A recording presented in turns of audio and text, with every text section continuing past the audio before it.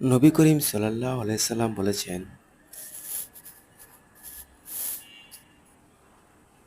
নবী করিম সাল্লাল্লাহু আলাইহি সাল্লাম বলেছেন, জাহান্নামের মতো ভয়ানক জিনিস আমি কখনো দেখিনি, যা হতে পলায়নকারী ঘুমিয়ে রয়েছে, আর জান্নাতের মতো আনন্দদায়ক কোনো জিনিস দেখিনি, যা অন্বেষণকারী ঘুমিয়ে রয়েছে। তিরমিজি শরীফ। সুবহান আল্লাহ।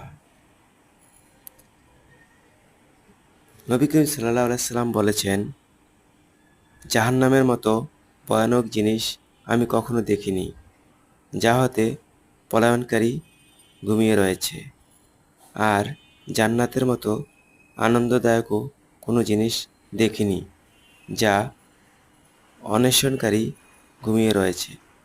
তিরমিজি শরীফ। সুবহান